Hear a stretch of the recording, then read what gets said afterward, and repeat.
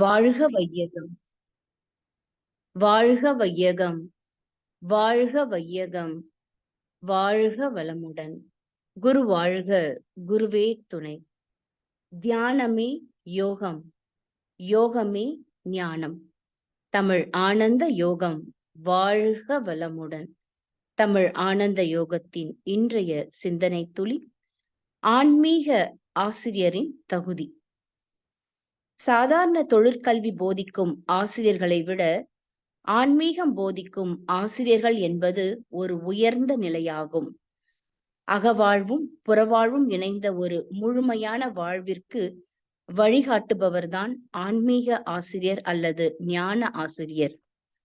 அகமும் புறமும் சேர்ந்த சமநிலை வாழ்விற்கான பாதையில் பயணித்துக் கொண்டிருப்பவரே ஆன்மீக ஆசிரியர்.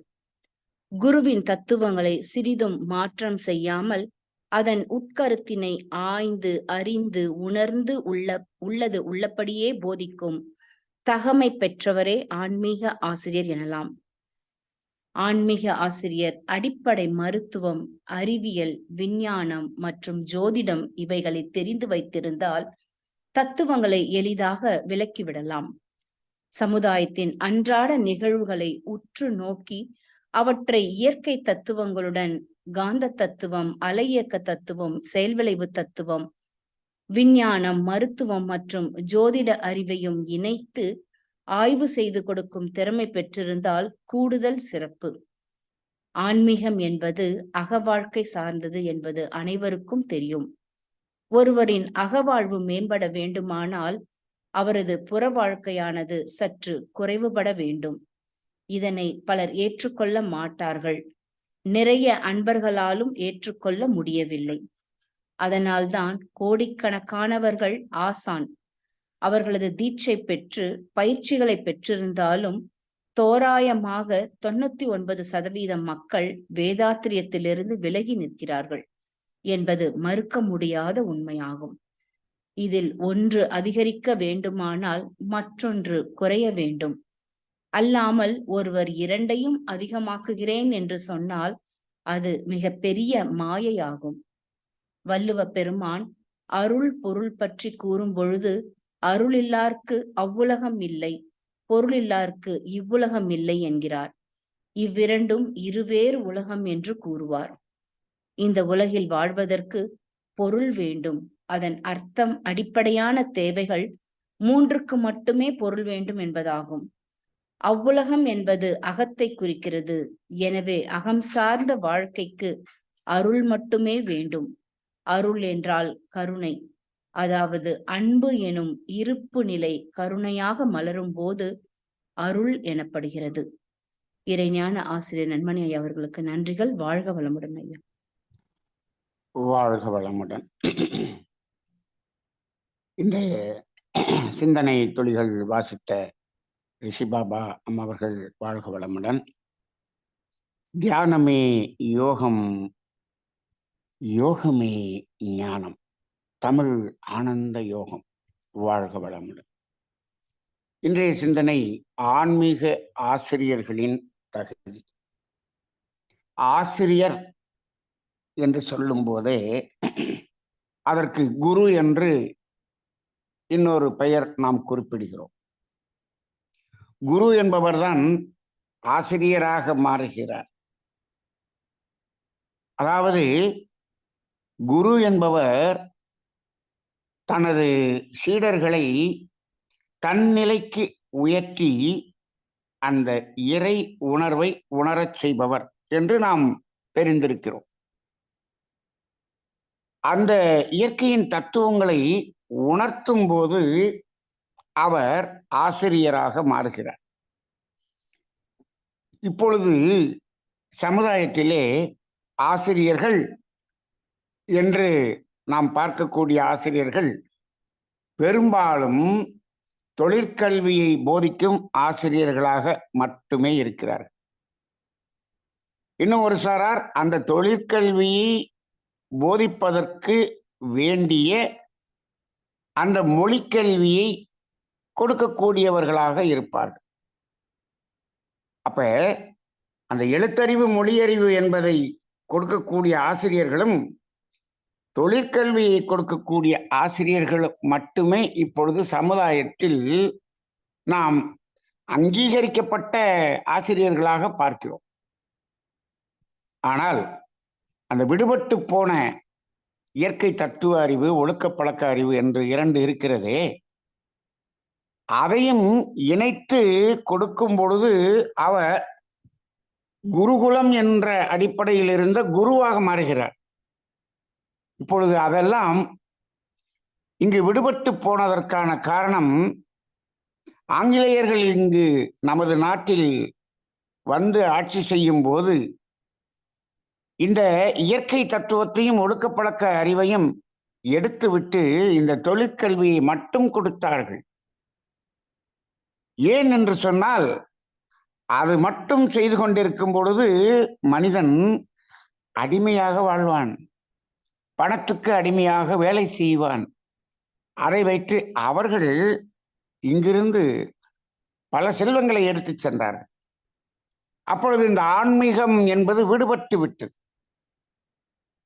இப்பொழுது ஆன்மீக ஆசிரியர்கள் என்பவர்கள் தனியாக இருக்கிறார்கள்.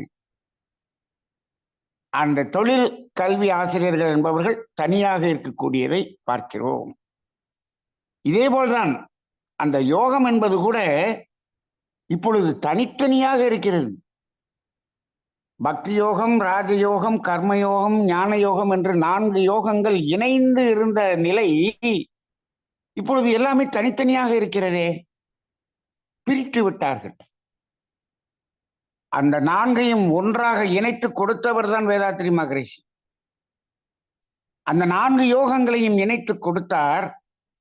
அதே போலத்தான் இங்கு இந்த ஆசிரியர் என்பவர்களையும் ஆன்மீக ஆசிரியர்கள் என்று மகரிஷி அவர்கள் கொடுத்திருக்கிறார்கள். இந்த ஆன்மீக ஆசிரியர்கள் ஆன்மீகத்தை மட்டும் இங்கு போதிக்கிறார்களா என்று சொன்னால் அப்படி அல்ல. அந்த தொழிற்கல்வி என்பதை வெளியில் எடுத்துக்கொண்டிருக்கக்கூடிய மனிதர்களில் அதில் எப்படி அறம் சார்ந்து அந்த தொழில் செய்ய வேண்டும், எப்படி அறம் சார்ந்து பொருளீட்ட வேண்டும் என்பதையும் சொல்லக்கூடிய ஆன்மீக ஆசிரியர்களாகத்தான் அருட்தந்தை வேதாத்ரி மகரிஷி அவர்கள் உருவாக்கி இருக்கிறார்கள். இங்கு வெறும் ஆன்மீகம் பேசப்படுவது இல்லை. நீங்கள் பொதுவாக பார்க்கலாம், ஆன்மீக உபன்யாசம் செய்வார்கள், கீதா உபதேசம் செய்வார்கள், பக்தி மார்க்கத்திலே சொற்பொழிவுகளை நிகழ்த்துவார்கள். இப்பொழுது அதெல்லாம் கூட பணம் பெற்றுக்கொண்டு ஒரு ப்ரொஃபஷனா செய்யக்கூடிய நிலைக்கு இன்றைய சமுதாயத்தில் மாறிவிட்டது. அவர்கள் அதை மட்டும் சொல்லிக் கொண்டிருப்பார்கள், உபன்யாசம் செய்து கொண்டிருப்பார்கள். இங்கு வந்து கேட்பவர்கள் அனைவரும் ஒரு 1000 பேர் கேட்கிறார்கள் என்று சொன்னால் 1000 பேரும் அவர்கள் தொழிலிலே 1000 விதமாக தொழில் செய்து கொண்டிருப்பார்கள். அவர்கள் அறத்துக்கு முரணாக தொழில் செய்தாலும், பிறரை கெடுத்து தொழில் செய்தாலும் அதை பற்றி அவருக்கு கவலை இல்லை. இங்கே அமர்கிறார், அவர் கேட்கிறார், நான் சொல்கிறேன், அவ்வளவுதான் என்ற அடிப்படையில் அது மாறிவிட்டதாக இருக்கிறது. ஆனால் மகரிஷி அவர்கள் அப்படி இந்த ஆன்மீக ஆசிரியர்களை உருவாக்கவில்லை. அந்த தொழில் என்பதிலும் அறம் வேண்டும் என்று சொல்லுவார். அதாவது பொருள் வேண்டும், மகரிஷி ஆசை ஒழிக்க வேண்டும் என்று சொல்லவில்லை. அந்த இடத்திலேயே என்ன தெரிகிறது, தொழில் என்பதை செய்ய வேண்டும் என்பது மகரிஷி வலியுறுத்துகிறார் என்பது தெரிகிறது. ஆசை என்பது என்ன, தேவையை பூர்த்தி செய்வதற்கு வேண்டிய பொருளை பெறுவது. அப்ப அதற்கான தொழிற்கல்வி கற்றுக்கொள்ள வேண்டும், தொழிலை செய்ய வேண்டும் என்று மகரிஷி அவர்கள் வலியுறுத்துகிறார். எந்த தொழிலும் செய்யாமல் நான் ஆன்மீக ஆசிரியராக மட்டுமே இருக்கிறேன் என்று மகரிஷி அவர்கள் யாரையும் இருக்க சொல்லவில்லை. அப்படி இருக்க வேண்டும் என்று சொன்னால் நீங்கள் வானப்பிரஸ்தம் என்ற நிலைக்கு உங்களது கடமைகளை எல்லாம் முடித்து விட்டால் இங்கு வாருங்கள். அதே போல எனக்கு குடும்பமே வேண்டாம் என்று சன்னியாசியாக நான் வருகிறேன் என்பதை கூட மகரிஷி அவர்கள் ஏற்றுக்கொள்ளவில்லை. ஆக குடும்பத்தில் இருப்பவர்கள் முதலில் குடும்பம் கடமை என்பதை பாருங்கள். அதற்கு தொழில் கல்வி கற்றுக்கொண்டு தொழிலை செய்யுங்கள். அந்த தொழிலில் அறத்தின்படி செய்யுங்கள். அதன் பிறகு ஒரு நேரம் ஒதுக்கி இந்த ஆன்மீக ஆசிரியர் பணிக்கு சேவைக்கு வாருங்கள் என்பதுதான் வேதாத்ரி மகரிஷி சொன்னது. அப்படி இல்லை என்று சொன்னால் கடமை முடிந்த பிறகு முழுமையாக இங்கு வந்து கொள்ளலாம். மகரிஷி அவர்கள் அப்படித்தான் அழைத்தார். அந்த குடும்ப கடமைகளில் இருப்பவர்களை முழுமையாக நீங்க ஆசிரியருக்கு வாருங்கள் என்று சொன்னால் குடும்பத்துக்கு தேவையானதை எப்படி கொடுக்க முடியும்? அப்ப அதை அவர்கள் அங்கீகரிக்கவில்லை. இப்பொழுது அவரவர்களாக அதை அங்கீகரித்துக் கொண்டால் அது அவரவர்களுடைய முடிவு. ஆனால் அருட்தந்தை வேதாத்ரி மகரிஷி ஆன்மீக ஆசிரியர்களை அப்படி உருவாக்கவில்லை. இதை ஒரு சேவை தொண்டு என்று அப்படிதான் வைத்திருந்தார்கள். ஏன் அப்படி வைத்தார்கள்? ஏன் அந்த ஆன்மீக ஆசிரியர்களாக முழுமையாக இங்கே இருக்கக்கூடாது என்றால், இருக்கலாம். எப்படி என்றால், இது ஆன்மீக ஆசிரியர் என்பதையே ஒரு சம்பளம் வாங்கி கொண்டு செய்யக்கூடியவர்களாக இருந்தால் அந்த சம்பளத்தை வைத்து குடும்பத்தை நடத்துகிறேன் என்று சொன்னால் அவர் ஆன்மீக ஆசிரியர். அவர் வெறும் ஆசிரியர், ஆன்மீக ஆசிரியர். ஆனால் அவர் அங்கு என்ன செய்யவில்லை? தொண்டு சேவை என்ற இடத்திலிருந்து அவர் விலகி அவர் பணி கடமை என்று ஆகிவிடுகிறார். அப்பொழுது அவர் சம்பளம் வாங்கி கொண்டு செய்யக்கூடிய ஒருவராக மாறுகிறார். அதற்கு அறத்தில் கடமை என்பதில் வந்துவிடும். அங்கு ஈகை என்பது இருக்காது.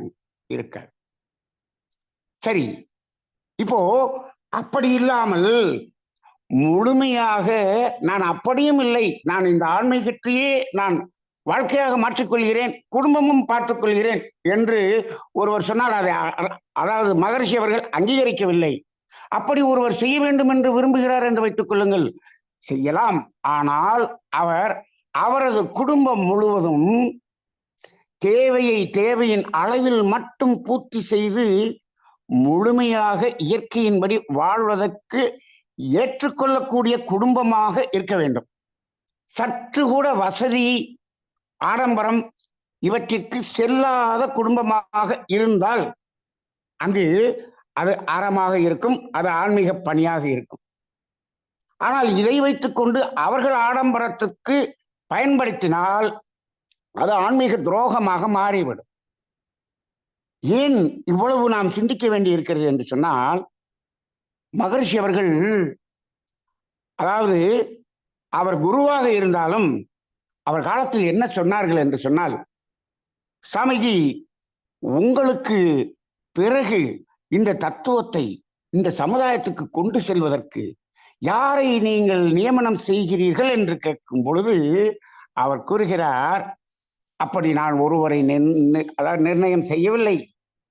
இங்கு பல ஆயிரம் ஆசிரியர்களை, ஆன்மீக ஆசிரியர்களை தொண்டு ஈகை என்ற அளவில் உருவாக்கி விட்டேன். அவர்களெல்லாம் இந்த தத்துவத்தை கொண்டு செல்வார்கள் என்று சொன்னார். அப்படி உருவாக்கப்பட்டதுதான் வேதாத்திரியத்தின் ஆசிரியர்கள். இதுவரை வேதாத்திரியத்தின் ஆசிரியர்கள் முழுவதும் கடமையை கடமையாகவும் தொண்டை தொண்டாகவும் ஒரு சமநிலையில் வைத்து வாழ்ந்து கொண்டிருந்தவர்களாகத்தான் இருந்தார்கள். அவர்களது அந்த ஓய்வு காலம், கடமைகள் எல்லாம் முடிந்த பிறகு முழுமையாக இங்கு தொண்டு செய்வதற்காக வந்தவர்களாகத்தான் இருந்தார்கள். அப்படிதான் இருந்தது. அப்படி இருக்கும் பொழுதுதான் அங்கு அறம் காக்கப்படும். சரி, அந்த நிலையில் இங்கு அதாவது அகம் புறம் இரண்டையும் சமநிலையில் போதிக்கக்கூடியவராக இருக்க வேண்டும் என்று சொல்லப்பட்டதற்கு காரணமே அதுதான். புறத்தில் நீங்கள் அந்த ஒழுக்கம் என்ற நிலையில் பொருள் தேடுதல் என்பதை இங்கு உணர்த்துதல் என்பது ரொம்ப முக்கியமாக இருந்தது. இப்போ பாருங்க, இந்த அகம் புறம் என்பதில் அகம் வளர்வதுதான் ஆன்மீகம், அகத்தை வளர்ப்பதுதான் ஆன்மீகம். அப்ப அப்படி வளர்க்கும் போது புறம் குறையாமல் அகம் வளராது. எப்பொழுது அகம் முழுமையாகிறதோ அப்பொழுது புறம் முழுமையாக அது நீத்து போய்விடும். இதுவரை ஞானிகளாக மகான்களாக மாறியவர்கள் அனைவரையும் பாருங்கள். பொருள் நிலையில் 0 என்று வந்தவர்கள் தான் அருள் நிலையில் 100% என்ற ஞானம் என்பதை அடைந்தார்கள். நான் பொருள் நிலையிலும் இவ்வளவு வசதியாக இருப்பேன், அருள் நிலையிலும் ஞானம் அடைந்து விட்டேன் என்று சொன்னால் அது மிகப்பெரிய மாயை. அப்படி யாரும் அப்படி ஒரு ஞானி என்பவர்கள் இந்த உலகத்தில் வாழ்ந்ததில்லை. ஆனால் இப்பொழுது தானே நான் ஞானம் அடைந்து விட்டேன் என்று சொல்லிக்கொண்டு வாழ்கிறார்கள். ஆனால் ஆடம்பர வாழ்க்கையை வாழ்கிறார்கள். அவர்கள் இந்த ஆன்மீகத்தையே என்ன செய்கிறார்கள்? ஒரு தொழிலாக, கார்ப்பரேட் இண்டஸ்ட்ரியாக, இதை ஒரு ப்ரொஃபஷனாக செய்து கொண்டிருக்கிறார்கள். இப்படியே சென்று கொண்டிருந்தால் ஆன்மீகம் என்பதே அர்த்தமில்லாமல் ஆகிவிடும். ஆன்மீகம் என்பது அகம் சார்ந்தது மட்டும்தான். அங்கு புறத்திலிருந்து எவ்வளவு விலகுகிறோம் என்பதற்குத்தான் ஆன்மீகம். அப்படி விலகுங்கிற போது அவர்கள் கடமையை விட்டு இங்கு வந்தால் என்ன ஆகும்? ஆன்மீகத்திலிருந்து அவர்கள் குடும்பத்துக்கான தேவைகள், ஆடம்பரத்துக்கான தேவைகள் எல்லாம் இங்கிருந்து எடுக்க ஆரம்பித்து விடுவார்கள்.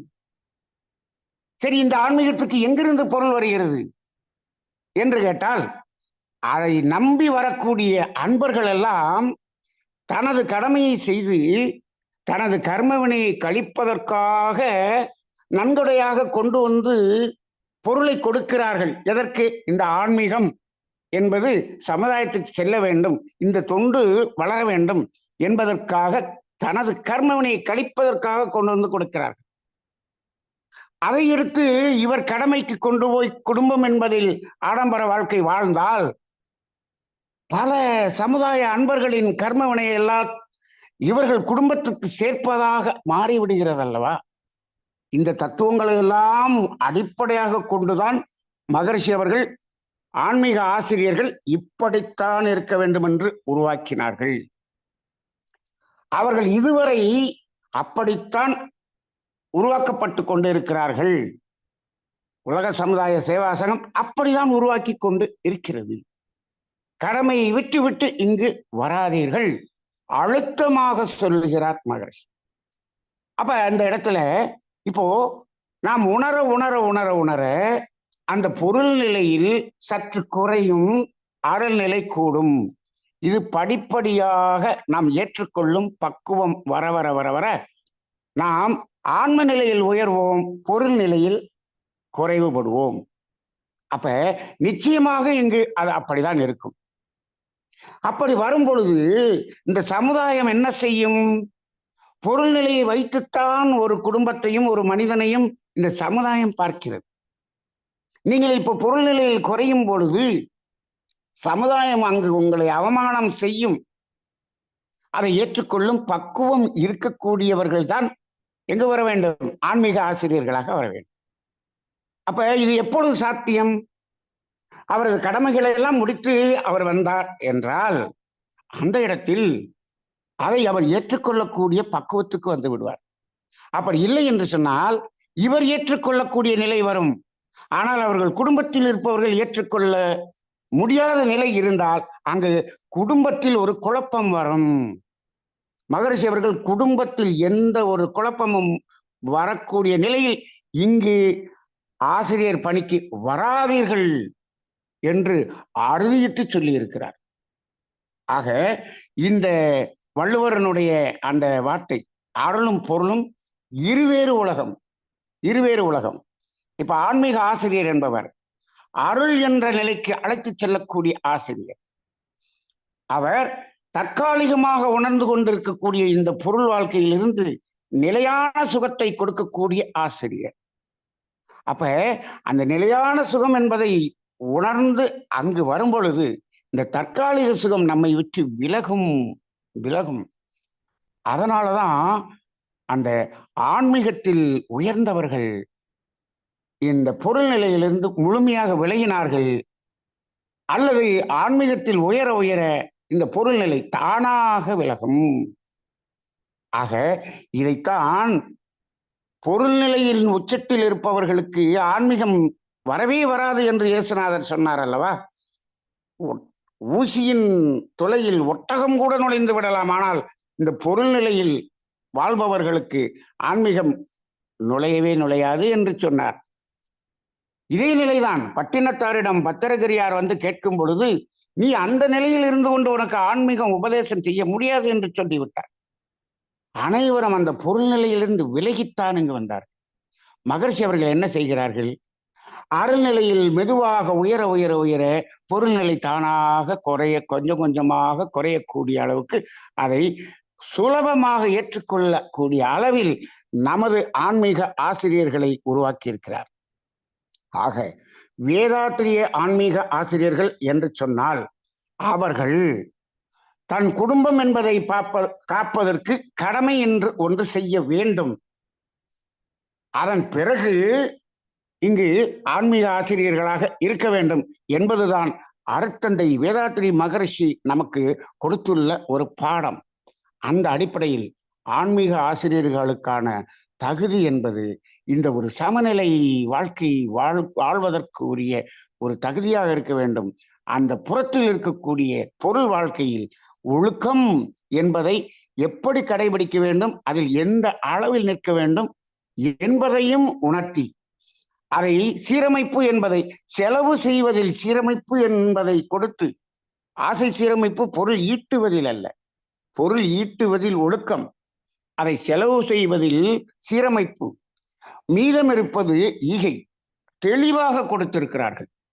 ஆக அப்படிப்பட்ட ஆன்மீக ஆசிரியர்கள் தான் வேதாத்திரிய ஆன்மீக ஆசிரியர்களாக இருக்க முடியும். அவர்களுக்குத்தான் வேதாத்திரி மகரிஷிகளின் ஆசீர்வாதங்கள் முழுமையாக கிடைக்கும். இதை சரியாக புரிந்து கொண்டு இந்த சமுதாய பணியில் ஈடுபடுங்கள். ஆசான் அவர்களின் பூரண ஆசீர்வாதங்களையும் பெற்று நாமும் நமது குடும்பமும் நமது சமுதாயமும் இனிதே வாழ வாழ்த்தி நிறைவு செய்கிறேன். வாழ்க வளமுடன்.